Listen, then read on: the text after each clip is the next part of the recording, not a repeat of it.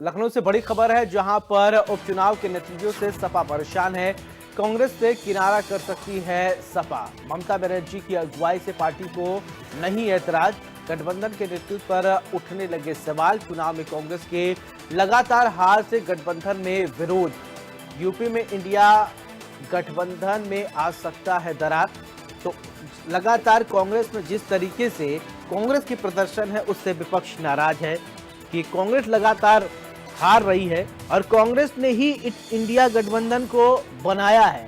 अब कांग्रेस से ही लोग थोड़ा नाराज हो रहे हैं। उपचुनाव के नतीजे से समाजवादी पार्टी परेशान है। अखिलेश यादव ने सोचा था कि अच्छा परफॉर्मेंस करेंगे, लेकिन अखिलेश यादव ने कांग्रेस को एक सीट भी नहीं दिया था। सारे सीट पर समाजवादी पार्टी के प्रत्याशी लड़े थे। कांग्रेस ने तो सिर्फ सपोर्ट किया था।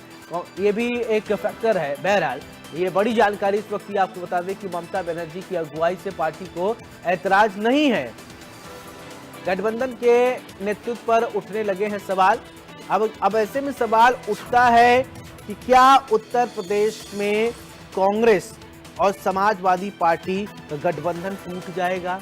क्या ऑल इज वेल नहीं चल रहा है? कि चुनाव से पहले आपको याद होगा जब उपचुनाव हो रहे थे, 10 सीटों पर होने थे, जिसपे अभी 9 पर ही हुए हैं, मिल्कीपुर को छोड़ दे, तो तमाम सवाल उठे कि सब कुछ अच्छा नहीं है। मीडिया में खूब बहस हुई, सुर्खियों में रहा, लेकिन फिर बाद में आए अखिलेश यादव, राहुल गांधी ने कहा सब कुछ ठीक है। अब एक बार फिर से वही सुगबुगाहट फिर से आ रही है कि ममता बनर्जी की अगुवाई से पार्टी को एतराज नहीं है, लेकिन कांग्रेस कहीं न कहीं जो है वो बैकफुट पर चल रही है। कांग्रेस का प्रदर्शन जो है वो चिंताजनक है। कांग्रेस का प्रदर्शन जो है वो सकारात्मक नहीं है। समाजवादी पार्टी उत्तर प्रदेश में मजबूत है, इस बात से डिनाई नहीं किया जा सकता। उत्तर प्रदेश में समाजवादी पार्टी उपचुनाव से ही 2027 में जो चुनाव होना है विधानसभा, उसको लेकर तैयारियां कर रही है। और इससे पहले लिटमस टेस्ट की बात हुई थी, यानी अभी 2027 में वक्त है चुनाव में, तो लेकिन लगभग 2 साल वक्त है। और अभी 1 दिसंबर खत्म होने के बाद जब 25, फिर इसके बाद 2 साल का लगभग 2 साल से थोड़ा ज्यादा वक्त बाकी है चुनाव होने में।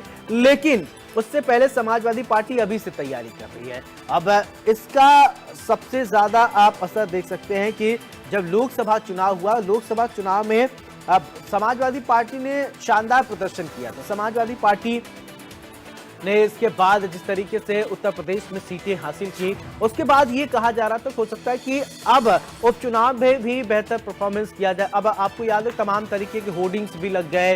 होर्डिंग्स ये 27 का सत्ताधीश, फिर इसके बाद बीजेपी की तरफ से बटेंगे कटेंगे, तमाम चीजें, आरोप प्रत्यारोप सब हुए। इसी बीच कांग्रेस की अगर बात कर ले, कांग्रेस शुरुआत में 4 सीटों पर चुनाव लड़ना चाहती थी, तो लेकिन फिर इसके बाद 2। इसी खबर पर ज्यादा जानकारी के साथ रवि कुमार मेरे साथ जुड़ रहे हैं। रवि, कांग्रेस और समाजवादी पार्टी के बीच में सब कुछ एक बार फिर से ऑल इज नॉट वेल, सब कुछ ठीक नहीं चल रहा है, दरार पड़ती हुई नजर आ रही। और चुनाव में जैसा परफॉर्मेंस था, कहीं न कहीं समाजवादी पार्टी नाराज चल रही है, भैया आप तो प्रदर्शन ही अच्छा नहीं कर रहे हैं। और देखिए, लोकसभा चुनाव की अगर हम बात करें तो चुनाव में जिस तरीके से 4 से 5 सीटें कांग्रेस पार्टी उत्तर प्रदेश में मांग रही थी, लेकिन समाजवादी पार्टी ने रजामंदी नहीं की और 2 से 3 सीटों को लेकर चर्चा थी। हालांकि इसके बाद कांग्रेस पीछे हटी और सभी सीटें समाजवादी पार्टी को लड़ने का मौका दिया गया और नतीजों में साफ हुआ कि 2 सीटें ही समाजवादी पार्टी हासिल कर सकी। जिसके बाद कह सकते हैं समाजवादी पार्टी जो एक उम्मीद जता के बैठी थी, तो उसकी अपनी खुद की सीटें थी वो भी बचा नहीं पाई। हालांकि 2 ही सीटें वो जीत पाई। हालांकि अगर बात करें इस दौरान कई सारी चर्चा जरूर रही, लेकिन अब उसके आगे की बात करें तो अभी हाल ही में एक बयान आया राजगोपाल यादव का, जो साफ करता है राहुल जहाँ भी जाते हैं वहां पर हार मिलती है। और ममता बनर्जी का एक बयान साफ करता है कि वो लीड करने के लिए तैयार है कि अगर गठबंधन को पूरा जो गठबंधन उसको लेकर और उसको लेकर समाजवादी पार्टी कांग्रेस को लेकर अलग अलग चर्चा है। कांग्रेस पार्टी के लोग कहते हैं चलिए ठीक है रवि, एक अहम सवाल मैं आपसे ये पूछना चाहता हूं। ठीक है, मैं आपसे एक अहम सवाल ये कि अभी उपचुनाव हुए 9 सीटों पर, 10 पे होने था, मिल्कीपुर पे नहीं हुआ, 9 सीटों पर हुआ। लेकिन इन 9 सीटों पर कांग्रेस ने कहीं अपने प्रत्याशी नहीं उतारे, कांग्रेस सिर्फ बैक से सपोर्ट कर रहा था। तो यानी वहां कहां से कांग्रेस का परफॉर्मेंस खराब हुआ, इसको थोड़ा समझाइए हमको। लेकिन लोकसभा चुनाव में जो सीटों का बंटवारा हुआ था उस वहीं से चीजें शुरू होती हैं। हालांकि कांग्रेस पार्टी ने अपने स्तर से अच्छा प्रदर्शन किया, 6 सीटें मिली है, बाकी की अगर 37 सीटें हैं वो समाजवादी पार्टी को मिली, तो निश्चित तौर पर कहीं ना कहीं समाजवादी पार्टी उत्साहित थी। लेकिन कांग्रेस पार्टी का जो पूर्व जनाधार था वो वापस जरूर आया है, और दोनों ही जिन्होंने मिलकर चुनाव लड़ा था, जिसका फायदा दोनों को दोनों हुआ। कांग्रेस पार्टी भी साथ नहीं, समाजवादी पार्टी मानती है। हालांकि उस चुनाव में साथ हो गई कि दोनों अगर साथ लड़ते तो परिणाम कुछ और होते। कांग्रेस पार्टी एक ही सीट पर लड़ी, समाजवादी पार्टी ही सब 7 सीटों पर लड़ी है, 8 सीटों पर। लेकिन उसमें जो नतीजा उसमें सिर्फ 2 ही सीटें जीत सकी। तो ये बताता है किस तरीके से दोनों का दोनों साथ होना जरूरी है, क्योंकि चुनाव प्रचार के दौरान कांग्रेस पार्टी कोई बड़ा चेहरा नजर नहीं आया, तो वो भी कहीं ना कहीं मतभेद की तरफ इशारा करता है। कहा ये क्या लगा, वायनाड का चुनाव है, महाराष्ट्र का चुनाव है, वहां पर कांग्रेस पार्टी के बड़े लोग, बड़े चेहरे वो वहां पर लगे थे। समाजवादी पार्टी कहीं ना कहीं अच्छा रवि, एक बात बताइए कि जब कांग्रेस ही पार्टी है जिसने इंडिया गठबंधन को बनाया, इंडिया अलायंस का सूत्रधार ही कांग्रेस है, जब कांग्रेस ही विलग हो जाएंगी, कांग्रेस से अलग हो जाएंगे, तो इंडिया गठबंधन बचा कहां?